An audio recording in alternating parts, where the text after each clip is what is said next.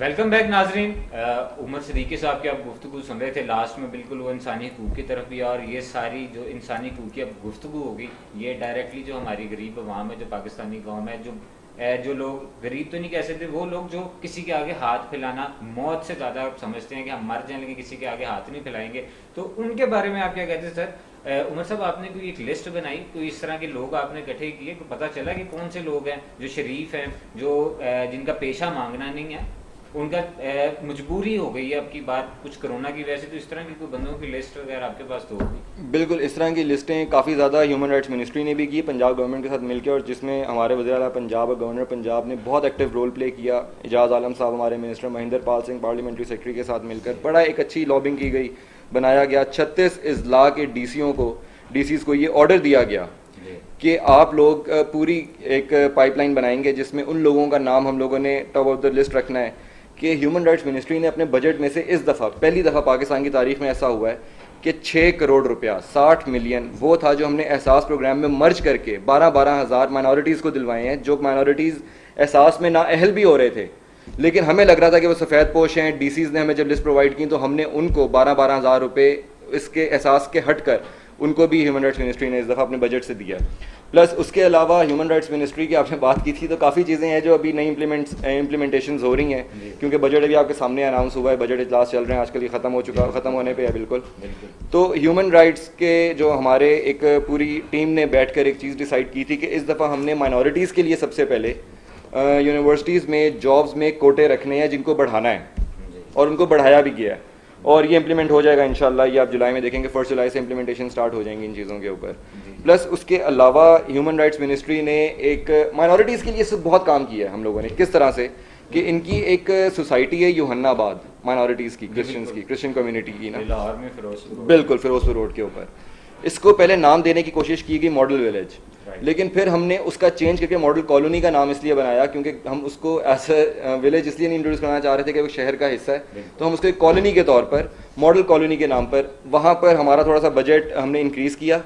Last year भी हमारा ये प्लान था, लेकिन उसको समहाउ हम नहीं वो कैटर कर सके, कैरी ऑन कर सके। बीच में लॉकडाउन के इश्यूज़ आ गए, कोरोना के इश्यूज़ आ गए, और चीज़ें माशाल्लाह जो हमारी पिछली हुकूमतें हैं, जो उनका लेन देन के मामला दूसरे मुल्कों के साथ थे, हम वो करते फिर रहे हैं। IMF के साथ जो थे हम वो कवर अप करते फिर रहे हैं, जिसका खान साहब ने कल बताया भी है कौमी असम्बली में कि कितना अब तक हम लोग माशाल्लाह उतार चुके हुए हैं। प्लस उसके बाद हम लोगों ने मॉडल कॉलोनी के लिए LDA से रब्ता कर LDA और ह्यूमन राइट्स मिनिस्ट्री ने अपने आप को अपना बजट मर्ज करके उसके ऊपर हम काम कर रहे हैं, और आप ये देखेंगे कि इंशाल्लाह पाकिस्तान में इसी तरह हम पूरे पंजाब में जहाँ जहाँ पर भी हम लोग इस तरह की मॉडल कॉलोनीज़ माइनॉरिटीज़ के लिए और इस तरह के लोगों के लिए जिनका हमें पता है कि ये रिजर्विंग लोग हैं, इनके लिए हमें करना चाहिए। जैसा कि अलीम खान साहब 2002 से काम करते आ रहे हैं कि वो कच्ची आबादियों के मसीहा कहलाते हैं। अलीम खान साहब किसी वजह से ही कहलाते हैं क्योंकि वो वहाँ पे काम करके देते हैं। तो हम लोग पूरी पंजाब गवर्नमेंट अब इस तरफ लगेगी इंशाल्लाह, और कर रहे हैं, ऑलरेडी ये काम शुरू हो चुका है। सर, हम बिल्कुल आपको इस चीज़ पर अप्रिशिएट करते हैं। तो जहाँ पर आपने ये दूसरे मज़ाहिब की और दूसरे लोगों की बात की, वहाँ पे आपको मुबारकबाद गवर्नमेंट ही दे सकती है। पाकिस्तान या मुसलमान एक चीज़ पर नहीं देंगे जो आपने इस्लामाबाद में मंदिर की ओपनिंग का। अच्छा फैजान भट्ट साहब, इसके सॉरी मैं आपको बता देता हूँ, इसकी अगर आप हिस्ट्री निकालें तो बटालवी साहब इस चीज़ को बिल्कुल सेकंड करेंगे, क्योंकि वो एक बहुत सीनियर मोस्ट हमारे जर्नलिस्ट हैं, बहुत काबिल एहतराम है। मैं क्या 2-3 शो से पहले बैठा हूँ, तो मुझे बहुत खुशी होती है इनके साथ बैठ के, और बड़ा सपोर्टिव रोल रहता है इनका हम जैसे नौजवानों के लिए। खान साहब के बाद ये भी बड़ा हमें सपोर्ट करते हैं। तो अब सीन इस तरह से है कि अगर आप गौर करें तो 2017 में आपको याद होगा कि जब एक लीडर ने यहाँ पर भगवान को भगवान कहा था, ठीक है, कि आपका भगवान हमारा भगवान एक ही है, ये उस वक्त की प्लानिंग थी कि यहाँ पर ये मंदिर बनेगा, और ये जमीन अलॉट की गई थी। जाहिल प्राइम मिनिस्टर ने तो यहाँ तक कह दिया था कि आप भी आलू गोश्त खाते हैं, हम भी आलू गोश्त खाते हैं। हाँ जी, उसे ये नहीं पता कि हिंदू गोश्त खाते ही नहीं है, ठीक है, हिंदू गोश्त नहीं खाते, ये उसको पता ही नहीं था। खैर due to some reason sir वो बीमार हैं, वो बाहर हैं, सो उनको हम रहने देते हैं। उसके अलावा मोदी की वालदा को साड़ियाँ भिजवाने वाले, बगैर वीज़ा के मोदी को यहाँ पर लैंड करवाने वाले, जब वो अफगानिस्तान से ये कहकर निकल रहा है कि मैं पाकिस्तान को नेस्तो नाबूद कर दूंगा, तबाह बर्बाद कर दूंगा, और वो वहाँ से पाकिस्तान में जाती उम्रा में लैंड करने आ रहा है, वो लोग जब मंदिर की ओपनिंग की बात करते हैं तब ये कौम चुप रहती है। और जिस वक्त यहाँ पर ओपनिंग हो जाती है उसी ज़मीन के ऊपर जिस पे मियाँ साहब ने इनको अलॉट की थी वो ज़मीन मंदिर के लिए, तब लोग कहते हैं कि जी ये इस दौर में ये मंदिर बनने चल नहीं गया। नहीं, ये बिल्कुल, ये आपकी बात बिल्कुल ठीक है कि इन्होंने बहुत गलत किया है, लेकिन अवाम को ये ना कहें इन्हीं हरकत मुझे फैजान साहब माजरत के साथ माजरत के साथ हम ये फैजान, पाकिस्तान का आइन इस बात की इजाजत देता है, हम ये गलत नहीं कह सकते माइनॉरिटी इसको। को इक्वल राइट्स हैं। बिल्कुल और जो हजूर सल्लल्लाहु अलैहि वसल्लम ने रियासत मदीना में राइट्स दिए थे, वही पाकिस्तान आज राइट्स दे रहा है माइनॉरिटीज को। हमें और कोई इस पे क्या एतराज होना चाहिए? पाकिस्तान का झंडा जब कायदे आजम के सामने आप पेश ये किया देखिए गया कि प्लान के तहत, हिंदू हमारे साथ मुखलिस कभी नहीं हो सकता, क़यामत तक नहीं हो सकता, ये तयशुदा चीज़ है। लेकिन वही इस्लाम अगर वो आपको टैक्स दे रहा है, जजिया दे रहा है, या इस मुल्क के एक तुर्की में हिस्सेदार है, तो आपको क्या प्रॉब्लम है? फैजान साहब अगर जिस तरह कराची में, सॉरी उमर साहब, जी जी, उसमें आपकी गवर्नमेंट हो, पीपल्स पार्टी हो, जो भी आप हो, अंदरूनी सिंध पे तो आपने कभी एतराज नहीं किया, जहां आज भी इंडियन करेंसी चल रही है। बिल्कुल मैं सच चला, मैं दिखाता हूँ, नहीं मैं उसी साइड पर ही आने लगा। इंडियन करेंसी चल रही है आज भी।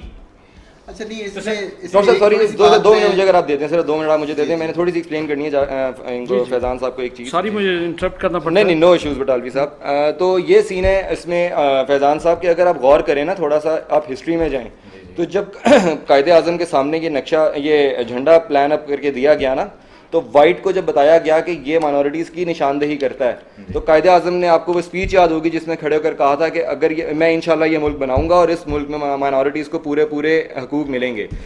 सर मुझे ये बता दें कि क्यों ऐसा होता है कि जब बाहर के मुल्कों में मस्जिदें बनवाई जाती हैं तो हम सारे नारे मारते हैं, तो क्या वहाँ पे हम माइनॉरिटी नहीं है? क्या अगर यहाँ पर क्रिश्चियंस के लिए चर्चेस बनाए जाते हैं तो लोग कहते हैं जी बड़ा अच्छा काम हो गया, बड़ा अच्छा काम हो गया? क्या हिंदू इंसान नहीं है? जो पाकिस्तान में रहने वाला हिंदू है, क्या मुहब्बे वतन पाकिस्तानी होने पे शक करेंगे हम उनके? कभी भी नहीं कर सकते। ठीक है, लेकिन अगर आपने जो मोदी साहब वाली बात की है, हम इंडियंस को कुछ नहीं कहते, वो भी हमारे पाकिस्तान का एक हिस्सा है। जिस तरह बटालवी साहब ने भी कहा, स्पेसिफिकली मोदी की बात कर रहे हैं कि जो कश्मीर पे क्या जुल्म कर रहा है, इंडिया में मुसलमानों के साथ क्या जुल्म कर रहा है, और यहाँ पर बुलाकर जो उसको प्रोटोकॉल दिया जा रहा है, उसके हम खिलाफ हैं। हम हिंदुओं के खिलाफ कोई बिल्कुल, हम उनके खिलाफ नहीं, हमारा हिस्सा है, पाकिस्तान का हिस्सा है। जिस तरह करतारपुर बॉर्डर हमने खोल दिया, क्रिश्चियंस के लिए हमने और भी बहुत कुछ किया, तो ये तो हमारा बड़ा दिल है। और जो लोग मोदी को यहाँ पे बुला के प्रोटोकॉल दिया करते थे, वो ये भूल गए हैं कि यहाँ पर अल्लाह का शुक्र है कि किसी मंदिर की आज तक बेहुरमती नहीं की गई, किसी चर्च की बेहुरमती नहीं की गई, अल्हम्दुलिल्लाह। सही बात। जिस तरह हम मस्जिदों की इज्जत करते हैं, सिक्योरिटी करते हैं, उसी तरह हमारे गार्ड्स, हमारी पुलिस, हमारी आर्मी, इनकी भी सिक्योरिटी कर रही होती है कि इनके भी मजहब के ऊपर कोई निशान ना लगाए यहाँ पर आकर। नहीं, चर्चेस की सिक्योरिटी सारी हमारी पुलिस करती है, हमारी पुलिस करती है, मंदिरों की, बिल्कुल। आप उधर ननकाना साहब चले जाएं, जो उनका मजहबी प्लेस है, सारी पुलिस तो हमारी स्टेट के वो शहरी हैं, हमारा फर्ज है उनकी हिफाजत करना, उनको राइट्स प्रॉपर देना। अच्छा, उसके अलावा जब फिर आप ये देखें कि जहाँ पर मस्जिदों को तोड़ा जाता है, इंडिया, तोड़ने वालों में सबसे बड़ा नाम नरेंद्र मोदी का है। हाँ। मुझे बताएं, जब उसको प्रोटोकॉल एक वज़ीर आज़म यहाँ पर बुलाकर देता था, तब उसको भी डिफेंड करने वालों के ऊपर मुझे हैरत होती है कि वो किस तरह के लोग थे कि वो उसको भी डिफेंड करते थे। सर बस वो वही लोग थे जो पिछली हुकूमतों में भी थे, कुछ उनमें से निकल के आपकी हुकूमत में भी आ गए, और जो नेक्स्ट आएगी उसमें भी चले जाएंगे। लेकिन जो हमारी हुकूमत में आए, बटालवी साहब ने आपको पहले भी ये बात कर दी अल्हम्दुलिल्लाह कि वो इमरान खान के नजरिए के ऊपर आए थे, और उनका नजरिया काफी हद तक वही है जो इमरान खान साहब का नजरिया है। और जहाँ थोड़ी बहुत चेंजेस होने वाली है, वो खान साहब चेंजेस कर भी देंगे कुछ अर्से में, आप देखेंगे इंशाल्लाह। लेकिन नीचे तो काफी चेंजेस होती हैं। इमरान खान साहब कहते हैं कि मुझे टीवी देख के पता चलता है, तो फिर वो किस तरह सारों को वो टैकल करेंगे, ये भी मैं अब आपसे चाहता हूँ। बल्कि वापस हम डॉक्टर अख्तर सिंधु साहब के पास आते हैं। डॉक्टर साहब, ये चलो इस्लामिक और ये बहस तो चल रही है, अब कल खान साहब ने एक चीज़ कही उसामा बिन लादेन से रेलिवेंट, कि उसको भी उन्होंने शहीद करार दिया। मैं तो एक स्टूडेंट हूँ, मुझे तो नहीं पता, पूरी पाकिस्तानी कौम इस वक्त ये जानना चाहती है कि इसका मतलब क्या है। वो आया बाकी उसको शहीद ही क्या पूरे पाकिस्तान की कौम, या उसे क्या कहें? Sir please. मेरा ख्याल है कि जो इमरान खान है, मुल्क के प्राइम मिनिस्टर हैं, ही इज़ अ पॉलिटिशियन, वो कोई आलम दीन नहीं है कि वो इस चीज़ का जो है वो फैसला करेंगे। मेरा ख्याल है कि प्राइम मिनिस्टर की ये, अगर उन्होंने कॉन्शियसली ये बात की है, और लगता है कि उन्होंने कॉन्शियसली बात की है, कि उन्होंने पहले मरने का लफ्ज़ इस्तेमाल किया, बाद में उन्होंने जो है वो ये इस्तेमाल किया। मुझे ऐसा लगता है कि जो हमारी इस्टेब्लिशमेंट की जो इंटरनेशनल पॉलिटिक्स में जो स्पेस बन रही है अफगानिस्तान में तालिबान की, और तालिबान अमेरिका के जो मुज़ाकरात हो रहे हैं, तो just we want to create our own space, और ये चीज़ें ज़रूरी होती है। इसको मज़हब के साथ लिंक करना ये मुश्किल हो जाएगा, क्योंकि जो हमारे इतने हज़ारों फौजी जान और जितने जो मासूम लोग शहीद हुए हैं, अगर वो शहीद हुए हैं या तालिबान शहीद हैं, फिर आपको उसको देखना पड़ेगा ना। और आपको पता होगा कि जो आज मुनव्वर हसन फौत हो गए हैं, अल्लाह उनको जन्नत में आला दर्जा दे, तो आप उन्होंने एक दफ़ा इस तरह की कोई बात की थी तो पूरे मुल्क में शोर बच गया था और इवन जमात इस्लामी को डिफेंड करना मुश्किल हो गया था। तो मेरे ख्याल के मुताबिक ये इसको मज़हब के साथ ना जोड़ा जाए, इसको एक पॉलिटिकल सिनेरियो में देखा जाए कि एक पॉलिटिकल विजडम के तौर पे मैं ये समझता हूँ कि ये पॉलिटिकल विजडम के तौर पे इस्तेमाल किया गया है कि आने वाले वक्त में आपको पता है कि जो एंटी तालिबान वहाँ पे हुकूमत है वो प्रो इंडियन है अफगानिस्तान में, वहाँ पे हमारे लिए स्पेस नहीं है। आपने याद जो कुलभूषण यादव का केस देखा, वहाँ पे इन्फिल्ट्रेशन बलूचिस्तान में देखी, केपीके में देखी, बहुत ज़्यादा हमारा नुकसान हुआ है। और शायद बटालवी साहब के साथ एक दफ़ा हमने प्रोग्राम किया तो उससे एक दिन पहले जो रॉ ने और अफगान की जो एजेंसी ने उन्होंने करतारपुर साहब को उड़ाने की कोशिश की, जिसको इतना ज़्यादा हाईलाइट नहीं किया गया और हमारी एजेंसियों ने उनको इन टाइम पकड़ लिया और हम इस अजाब से बच गए, वरना ये बहुत बड़ा अजाब था कि उन्होंने करतारपुर साहब को उड़ाने की कोशिश की थी, एक प्लान किया था। तो मसला ये है कि जो हमारे लिए जो सूटेबल है हमारी जो इस्टेब्लिशमेंट के लिए वो तालिबान हुकूमत है। तो अगर तालिबान को यहाँ पे इन्फिल्ट्रेशन ना करने दी जाए, हमारे यहाँ पे सोसाइटी में आके घुस के यहाँ पे जो सेक्टेरियनिज्म में वो हिस्सा लेना शुरू कर देते हैं और पैसे, और दूसरा अगर उनको ये ब्लॉक कर दिया जाए और वहाँ पे अफगानिस्तान की हुकूमत को वहाँ पे ही ट्रीट किया जाए, तो मेरा ख्याल है कि ये एक अच्छी पॉलिसी है। अगर उनकी ये मेरा एक जो एनालिसिस है, अगर ये चीज़ें इस तरफ जा रही हैं तो।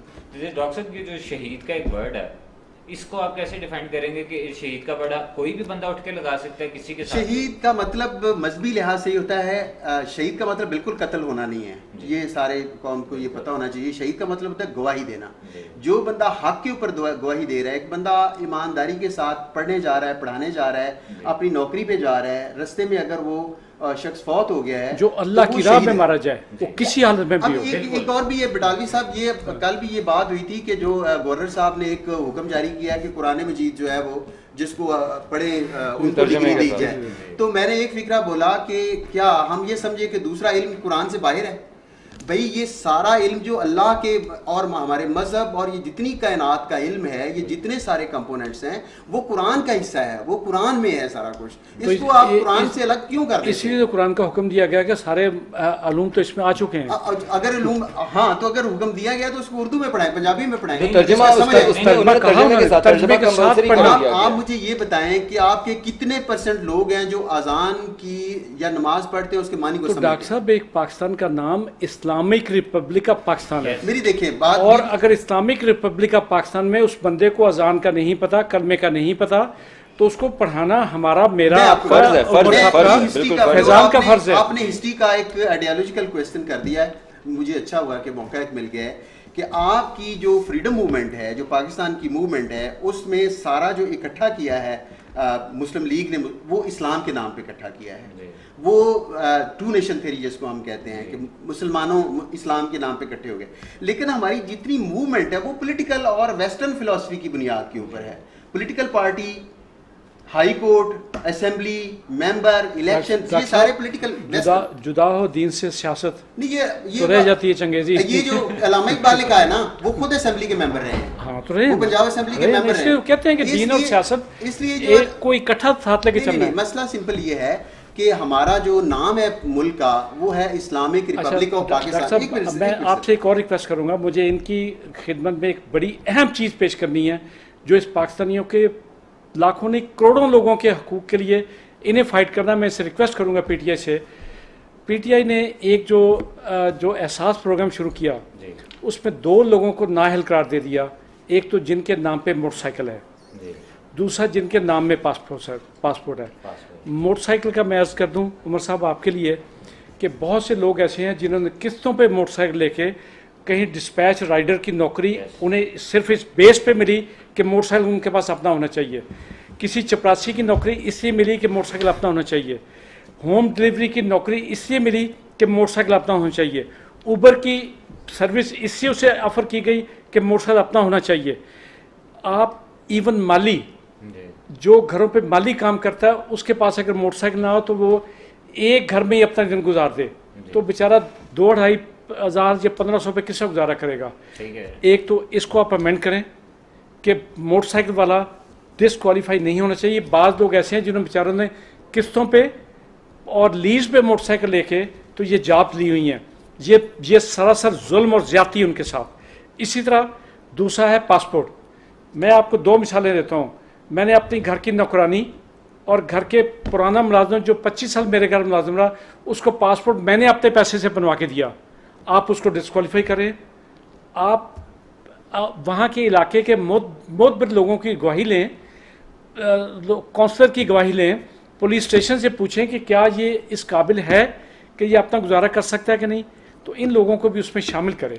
बड़ालवी साहब इसके अंदर बिल्कुल ठीक, मैं इसको थोड़ा सा आगे ले जाऊँ कि कई इस तरह की कंपनीज ऑफिस हैं जहाँ जॉब के लिए जाएं, उमर साहब भी जानते हैं, लिखा रिक्वायरमेंट ये है कि अखबार में इश्तहार लिखा होता है कि जाती मोटरसाइकिल होना जरूरी है, तो फिर ये देखिए, वो अब मैं लीज आपको पे बताता लेता है, हूँ, वो अब मैं कर्ज आपको पे लेता है, बताता हूँ। किसको आपको, दे के देता है उसे। फैजान साहब, बटाली साहब को याद होगा कि जब ये इन सेहत इंसाफ कार्ड की अजरा शुरू किया गया था, तो उस वक्त सबसे पहले जब हमने बिल्कुल एक लिमिटेड टाइम के अंदर करना था ना, तो उसमें सबसे पहला जो जिनको वो दिया गया ना, वो लोग थे जिनका बेनज़ीर इनकम सपोर्ट में नाम रजिस्टर्ड था। उनकी सिर्फ तहकीक की गई और उनको उसका बहुत आसान हल था। आप बिजली के बिल मंगाते हैं सारे लोगों से, आपको उससे पता चल जाता है बेचारे कि ये किसका गुजारा करे। नहीं, और उसके बाद मैं आपको भी बताने लगा हूँ कि इसी तरह करते कराते सबसे आसान फिर जो तरीका था, नून लीग बिजली के और गैस का दौर बिल मंगाते हैं। जो नून लीग के दौर में लास्ट टेन्योर में उनके जिनके सेहत कार्ड बनवाने के लिए पूरी एक वो तैयार की गई थी एक लिस्ट, सबसे पहले पीटीआई गवर्नमेंट ने उनको ऑब्लाइज किया इसके अंदर। मैं आपको कितने नून लीग के ऐसे सपोर्टर्स में वो तो जिस इंश्योरेंस कंपनी से उन्होंने कहा था 60 करोड़ पर रिश्वत भी ली थी उनसे। वो नून लीग ने ली थी ना सर? हाँ जी, मैं वो नून लीग ने ली थी। अच्छा, उसके बाद तो इसी तरह अब सर ये था बड़ा लिमिटेड टाइम कोरोना, क्योंकि आपको पता है इफेक्ट कर रहा था, हिट कर रहा था, लॉकडाउन की तरफ हम लोग जा रहे थे, लोगों को नौकरियों के इस वक्त एक टेंशन पड़ी हुई थी। तो उस टाइम पर ये चीज़ें एक लिमिटेड टाइम के अंदर सबसे पहले जिन लोगों को दिया जा सकता था, वो यही कोशिश की गई कि जिनके पास बेचारों के पास वाकई कुछ नहीं है। उमर साहब, अब तो ये इस्लाह हो सकती है ना? ये हो सकती है, क्योंकि ये देखेंगे आपने बड़ी अच्छी बात इसलिए की है, बिल्कुल इसके इन ऊपर बेचारों करनी को तो चाहिए। कम कम शामिल करें ना। नहीं, हम उम्मीद भी यही करते हैं। तो बटाली साहब मैं वापस, बल्कि डॉक्टर साहब जी, डॉक्टर साहब वापस वो इस्लामिक स्टडीज़ के ऊपर ही आऊँगा कि इस्लामिक स्टडीज़ का आप क्या कहते हैं कि हमें किस तरह पढ़ाना चाहिए, इसके ऊपर क्या मज़ीद पॉजिटिव चीज़ें इसमें हैं? सिंपल एक बात है कि जो हमारी जितनी भी डिग्रीज हैं उनके लिए कंपलसरी है पाकिस्तान स्टडीज़ और इस्लामिक स्टडीज़, और उसके बगैर डिग्री नहीं जारी हो सकती। तो इस लिहाज से अगर कुरान मजीद को या तो फिर इस्लामियात को ख़त्म कर दें, या फिर इस्लामियात की जगह पे कुरान मजीद जो है उनको तर्जमे के साथ ले आएँ, यानी एक चीज़ उसको कर दें। वो एक ही सब्जेक्ट है तो उसको बस दो ना करें, उसको मिक्स। ये मेरी एक तजवीज़ है। नहीं, टाइम बिल्कुल शॉर्ट रह गया। डॉक्टर साहब मैं आपसे एक और चीज़, बल्कि ये मैं आपसे बटालवी साहब से भी ये चीज़ पूछूंगा कि सर जो ये एक जिम्मेदारी लगाई गई है और एक कानून बनाया गया कि कुरान पाक पढ़ना लाजमी है, तो सर ये इसकी अहमियत हमें कौन बताएगा कि कुरान पाक सिर्फ क्या कि जो लोग मर जाते हैं उनके साले सवाब के कुरान पाक है, या उसको सिर्फ पढ़ने का, इसको समझने का? फैज़ान, अहमियत खातुन नबीयीन हुजूर सल्लल्लाहु अलैहि वसल्लम ने बता दी, अल्लाह ने बता दी। बेशक आपके पास कुरान मौजूद है, आपके पास हदीस मौजूद है, इसके अलावा कहाँ से आपने अहमियत और ढूंढनी है? क्या हम ये चीज़ सिर्फ मौलवियों के सुपुर्द कर दें कि वो समझदार बंदे के लिए समझदार बंदे के लिए फैजान साहब, समझदार बंदे के लिए यही बहुत है कि ये आप इमाम मस्जिदों को ले लें, उन्हें के कुरान सामने रख के हमें तर्जुमा सुना दे, मैं आपको 1 लाख रुपए इनाम दूंगा। 90% नहीं जानते तर्जुमा, नहीं जानते। अब मैं समझता हूँ चौधरी सरवर साहब इस बात पे बेपनाह मुबारकबाद के हकदार हैं कि हमें उनका ममनून होना चाहिए कि हमारे बच्चे लादीनियत से बच गए, गवर्नर साहब उनके बच्चे बच गए। गवर्नर साहब से मैंने ना डिस्कस किया था ये इस चीज़ के ऊपर कि आपने जो ये कंपलसरी करार दे दिया तर्जमे के साथ किया है, तो इसकी लॉजिक, क्योंकि खुशी तो हम सारों की बहुत थी, तो उन्होंने बड़ी अच्छी बात की। उन्होंने मुझे ये कहा कि देखो जिस वक्त हम तर्जमे के साथ कंपल्शन कर देंगे ना, तो जो बच्चा उसको पढ़ेगा उसको ये ज़रूर पता होगा कि मैं साइंस पढ़ चुका हूँ, मैं ये सब्जेक्ट पढ़ चुका हूँ, मैं ये सब्जेक्ट पढ़ चुका हूँ, तो ये सारी चीज़ें तो हैं कुरान से ही मेरे। उसका ईमान और मजबूत होगा अल्लाह के कलाम के ऊपर, उसका अपने इस्लाम के ऊपर ईमान और मजबूत हो जाएगा, अपने दीन पे ईमान और मजबूत हो जाएगा। तो ये बड़ा अच्छा लॉजिक है, मुबारकबाद के मुस्तहिक वाकई पंजाब गवर्नमेंट।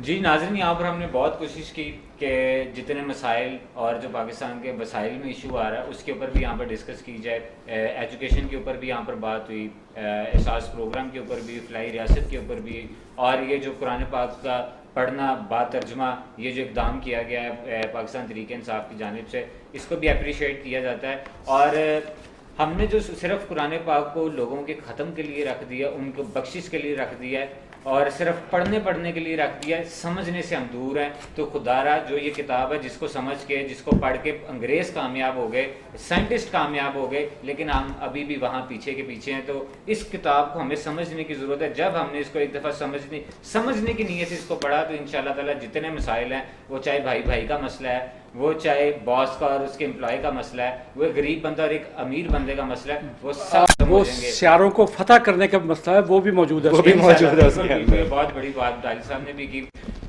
इसके बाद जो डॉक्टर मुगीसुद्दीन साहब के लिए भी हम दुआ गो थे। उसके बाद डॉक्टर मुनव्वर हसन। मुनव्वर हसन साहब, वो भी एक नाम थे, जमात इस्लामी के एक सियासत का नाम थे। तो ये आहिस्ता आहिस्ता जा रहे हैं। मज़ीद भी इसी तरह की गुफ्तगू जारी रहेगी। कल हम एक नए टॉपिक के साथ अपने मुअज़्ज़िज़ गेस्ट के साथ यहाँ पर दोबारा मौजूद होंगे। कल तक के लिए हमें इजाज़त दीजिए। अल्लाह निगहबान। नए टॉपिक और नए गेस्ट के साथ दोबारा हाजिर होंगे। तब तक के लिए अपने होस्ट निज़ाम भट्ट को इजाज़त दीजिए। अल्लाह हाफ़िज़।